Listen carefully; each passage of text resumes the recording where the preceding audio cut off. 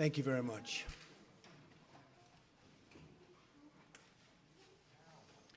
I am honored to have Prime Minister Theresa May here for our first official visit from a foreign leader. This is our first visit, so great honor.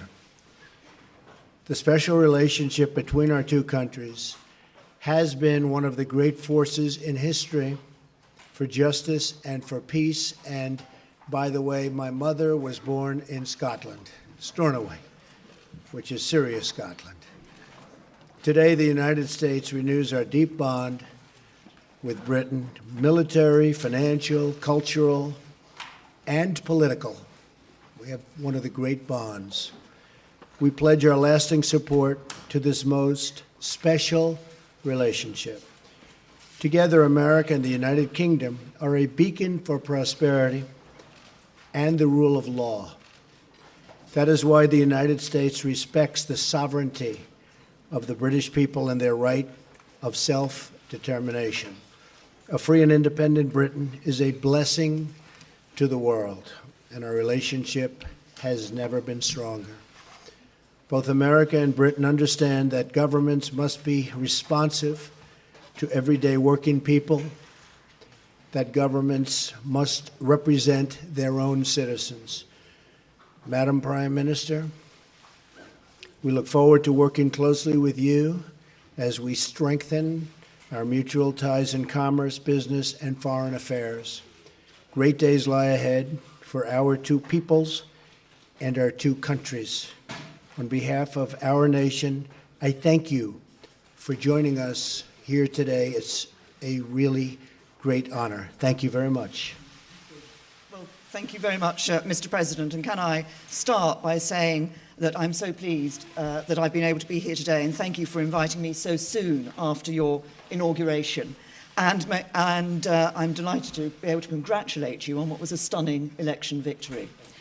And as you say, the invitation is an indication of the strength and importance of the special relationship that exists between our two countries, a relationship based on the bonds of history, of family, kinship, and common interests.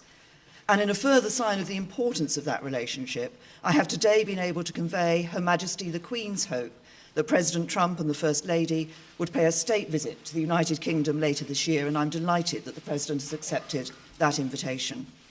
Now, today we're discussing a number of topics, and there's much on which we agree. The President has mentioned foreign policy. We're discussing how we can work even more closely together in order to take on and defeat Daesh and the ideology of Islamist extremism wherever it's found.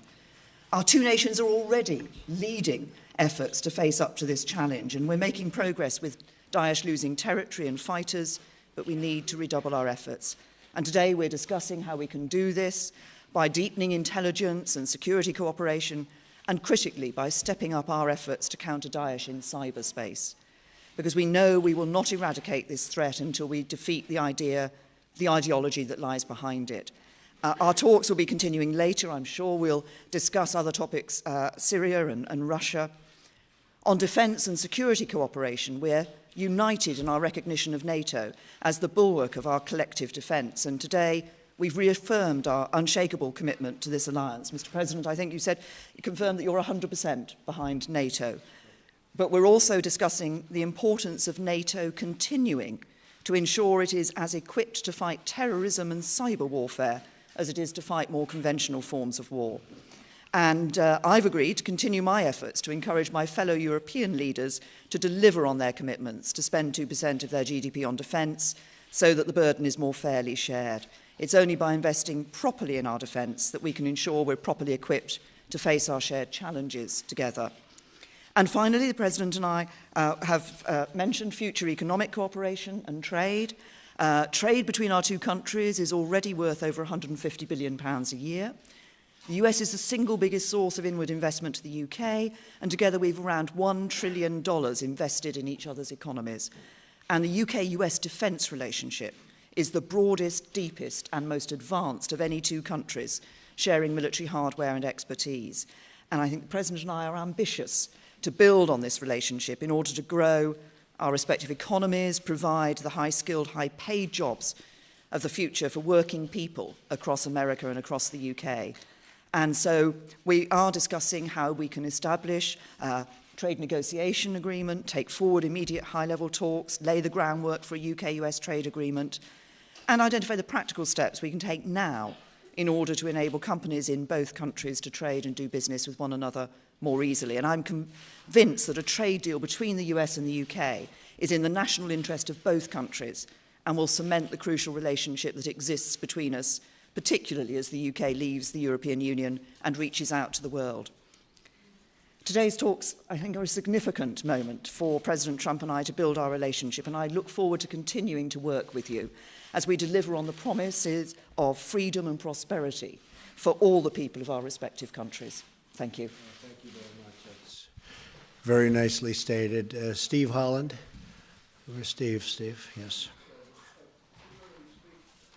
Thank you. You're going to be speaking tomorrow with the Russian president. Yes. What message would you like to convey to him? How close are you to lifting some of the sanctions imposed on Russia over its Ukraine incursion? What would you expect in return? And Prime Minister May, do you foresee any changes in British attitudes towards sanctions on Russia?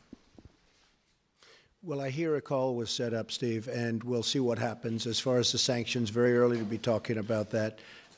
But we look to have a great relationship with all countries, ideally. That won't necessarily happen. Unfortunately, probably won't happen with many countries. But if we can have, as we do with Prime Minister May and the relationship that we've all developed, and even in the short relationship that we've just developed just by being with each other, we're going to have lunch, and we've really had some very interesting talks and very productive talks. But if we can have a great relationship with Russia and with China and with all countries, I'm all for that. That would be a tremendous asset. No guarantees, but if we can, that would be a positive, not a negative. Okay? We have, as far as the UK is concerned, on sanctions for Russia in relation to their activities in the Ukraine, we have been very clear that we want to see the Minsk agreement fully implemented. We believe the sanctions should continue until we see that Minsk agreement fully implemented, and we've been continuing to argue that inside the European Union. Okay. Laura? Thank you very much, Prime Minister. Laura Kunsberg, BBC News. Prime Minister, you've talked about where you agree, but you have also said you would be frank where you disagree with the President. Can you tell us where in our talks you did disagree, and do you think that the President listened to what you had to say? And, Mr. President, you say... We'll see what she says. Mr. President, you've said before that torture works. You've praised Russia. You've said you want to ban some Muslims from coming to America. You've suggested there should be punishment for abortion. For many people in Britain, those sound like alarming beliefs. What do you say to our viewers at home who are worried about some of your views and worried about you becoming the leader of the free world? This was your choice of a question. There goes that relationship. On the issue that you raised with me, Laura, can I confirm that the President, I've been listening to the President and the President has been listening to me. That's the point of having a conversation and a dialogue. And we have been discussing a number of topics. We'll carry on after this press conference meeting and discussing a number of other topics. And there will be times when we disagree and issues on which we disagree. The point of the special relationship is that we are able to have that open and frank discussion so that we are able to make that clear when it happens. But I'm clear also that there are many issues on which the United Kingdom and the United States stand alongside one another, many issues on which we agree. And I think, as I said yesterday in my speech, that we are at a moment now when we can build an even stronger special relationship, which will be in the interests not just of the UK and the United States, but actually in the interests of the wider world as well. Very good. We have a great general who has just been appointed Secretary of Defense, General James Mattis, and he has stated publicly that he does not necessarily believe in torture or waterboarding, or however you want to define it. enhanced interrogation, I guess would be a word that a lot of people would like to use. I don't necessarily agree, but I would tell you that he will override because I'm giving him that power. He's an expert. He's highly respected. He's the general's general. Got through the Senate very, very quickly, which in this country is not easy, I will tell you. And so I'm going to rely on him. I happen to feel that it does work. I've been open about that for a long period of time. But I am going with our leaders. And we're going to win with or without. But I do disagree. As far as, again, Putin and Russia, I don't say good, bad, or indifferent. I don't know the gentleman. I hope we have a fantastic relationship. That's possible, and it's also possible that we won't. We will see what happens. I will be representing the American people very, very strongly, very forcefully. And if we have a great relationship with Russia and other countries, and if we go after ISIS together, which has to be stopped, that's an evil that has to be stopped, I will consider that a good thing, not a bad thing. How the relationship works out, I won't be able to tell you that later. I've had many times where I thought I'd get along with people, and I don't like them at all. And I've had some where I didn't think I was going to have much of a relationship, and it turned out to be a great relationship. So, Theresa, we never know about those things, do we? But I will tell you one thing. I'll be representing the American people very strongly. Thank you. How about John Roberts, Fox? Mr. President, thank you so much, Madam Prime Minister. It's my understanding, Mr. President, that you had an hour-long phone call this morning with President Enrique Peña Nieto of Mexico. Could we get an update on where the relationship is? Further to that, what do you say to your critics who claim that you have already soured a relationship with a very important U.S. ally? And Madam Prime Minister, if I may ask you as well, are you concerned about the state of relations between the United States and Mexico? Sir? Well, I think the Prime Minister, first of all, has other things that she's much more worried about than Mexico and the United States relationship. But I will say that we had a very good call. I have been very strong on Mexico. I have great respect for Mexico. I love the Mexican people. I work with the Mexican people all the time. Great relationships. But as you know, Mexico, with the United States, has out-negotiated us and beat us to a pulp through our past leaders. They've made us look foolish. We have a trade deficit of $60 billion with Mexico. On top of that, the border is soft and weak. Drugs are pouring in. And I'm not going to let that happen. And General Kelly is going to do a fantastic job at Homeland Security. As you know, we swore him in yesterday. We have a really, I think, a very good relationship, the President and I. And we had a talk that lasted for about an hour this morning. And we are going to be working on a fair relationship and a new relationship. But the United States cannot continue to lose vast amounts of business, vast amounts of companies, and millions of people losing their jobs. That won't happen with me. We're no longer going to be the country that doesn't know what it's doing. And so we are going to renegotiate our trade deals, and we're going to renegotiate other aspects of our relationship with Mexico. And in the end, I think it'll be good for both countries. But it was a very, very friendly call. I think you'll hear that from the President, and I think you'll hear that from the people of Mexico that really represent him and represent him very well.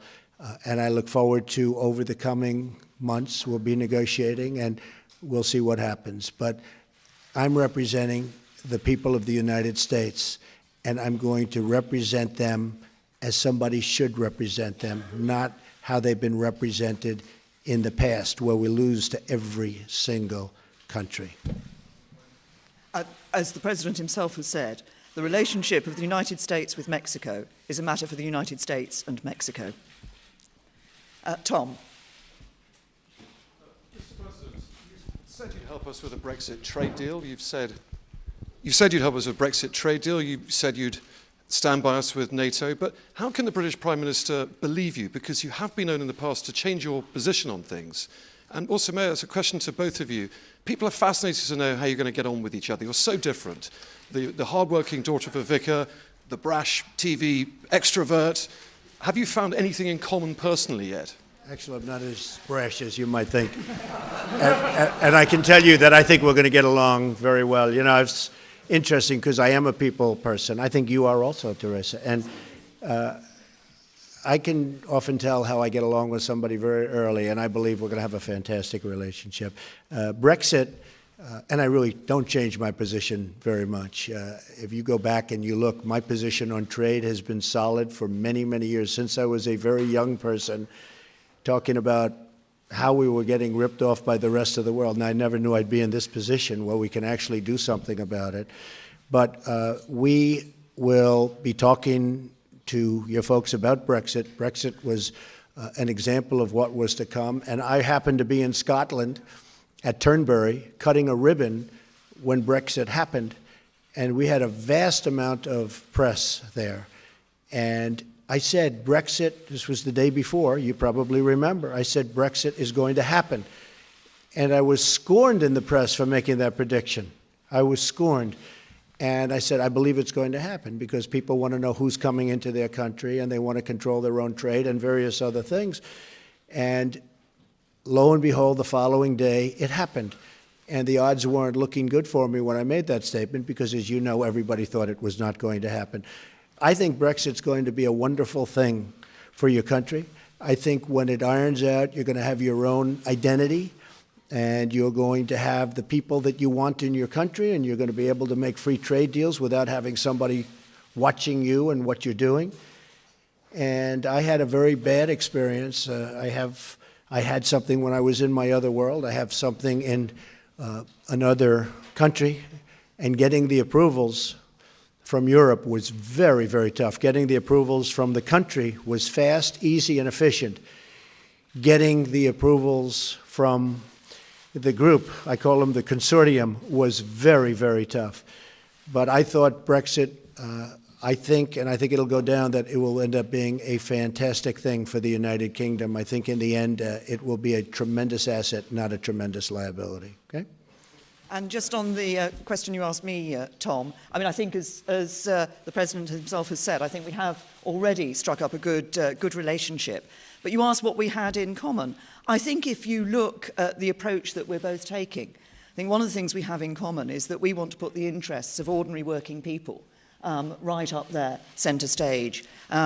Those people who, they're working all the hours, they're doing their best for their families, and sometimes they just feel the odds are stacked against them. And it's that interest in ensuring that what we do, that the economies, our economies and our governments actually work for ordinary working people, work for everyone in our countries. I think we both share that. Thank you very much. Thank you. Thank you very much, everybody.